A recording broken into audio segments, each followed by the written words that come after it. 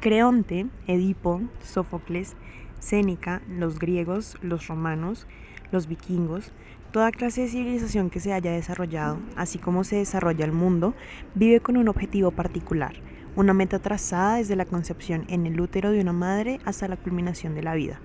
¿Y cuál es dicho objetivo? No se sabe definir, no se sabe expresar y no se sabe conceptualizar. Es irónico, pero intrínseco en la vida de los habitantes. ¿A nadie le interesa la historia? El documental.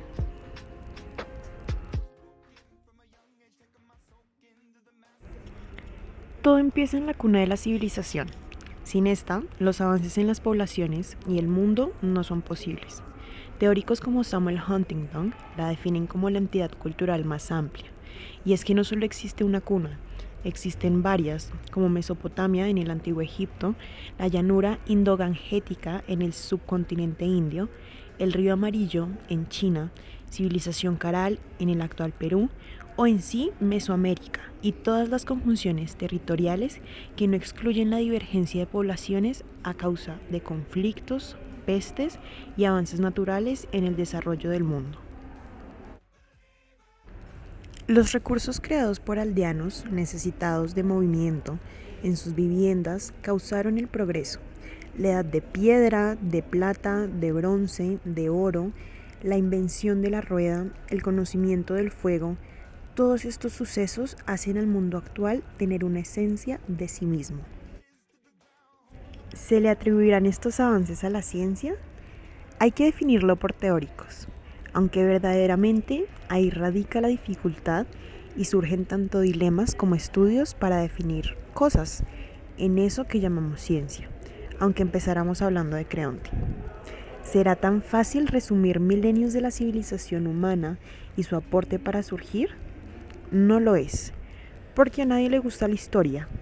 Las personas que hacen estudios sociales, investigaciones en antropología, en ciencias básicas, todas esas personas buscan respuestas a preguntas que otros seres como ellos se inquietaron. Así como en los diálogos tempranos de Platón, se acaba descubriendo una aporía en lo que se dice y lo que se lee, así como Coiré busca desentrañar los experimentos de Galileo, muchos científicos y filósofos de la época buscan esas respuestas a las preguntas que no sabemos. El conocimiento humano no tiene fronteras ni dimensiones, simplemente fluye como esa idea mágica del éter o la idea filosófica del flogisto. Ese conocimiento se proyecta en almacenes de memorias casi que infinitas, como en algún momento lo fue la Biblioteca de Alejandría o como ahora lo son las redes de computación que cada segundo guardan millones de bits en la nube. Quizá todo esto sean paradigmas incorrectamente usados si estamos hablando desde las palabras de Alexandre Coiré, filósofo francés de origen ruso nacido en Tagarog, uno de los más célebres e influyentes autores de historia de las ciencias. Su método, conocido con el nombre de análisis conceptual, da más importancia al cambio teórico que a los nuevos hechos a la hora de interpretar el progreso de las ciencias. A su entender, a Galileo no hay que valorarle como experimentador, sino como innovador que recurre a las matemáticas para interpretar la naturaleza. Sus estudios se han centrado principalmente en la revolución científica o el nacimiento de la ciencia moderna, en la que considera se dan las características de una auténtica revolución conceptual. Desde su perspectiva, la ciencia moderna significó un cambio epistemológico radical con respecto a las propuestas científicas anteriores. Básicamente, porque se desplaza el objeto de estudio de la ciencia desde un lugar hacia otro. Hasta el Renacimiento, la ciencia clásica se encargó de observar los fenómenos que el mundo planteaba y ordenarlos para explicar de manera establecida cuáles eran sus causas y cómo podrían predecirlas. La física de Galileo y su interpretación cartesiana cambiaron el rumbo de la ciencia. Para explicar esa propuesta, Coiré quería analizar la ley de la inercia. Cita específicamente en la página 194 de Estudios Galileanos, Contrariamente a lo que suele afirmarse, la ley de la inercia no tiene su origen en la experiencia del sentido común y no es ni una generalización de esta experiencia ni tampoco su idealización.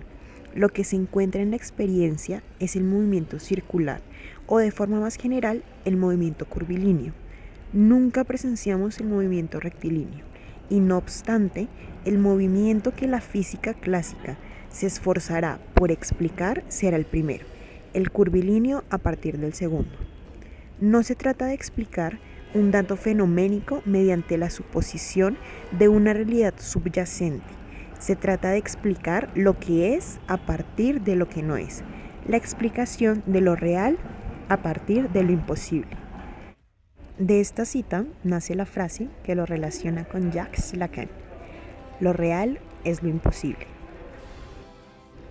Se generan preguntas y más preguntas sobre los estudios galileanos, pero es que no es lo único. Como se habla anteriormente, hay un conjunto de personas que se preguntan cosas. En Colombia incluso, investigadores como Carlos Augusto Hernández y Jorge Alberto Naranjo se encargaron de hacer del estudio de la historia de las ciencias en el país un interés en la comunidad científica, con aportes investigativos importantes y hablando de lo que nadie hablaba, o quizá a nadie le interesaba, como las licenciaturas o el estado de la política en nuestro territorio. Ahora, entra un campo bastante importante en lo que se termina este intento documental, y son las licenciaturas.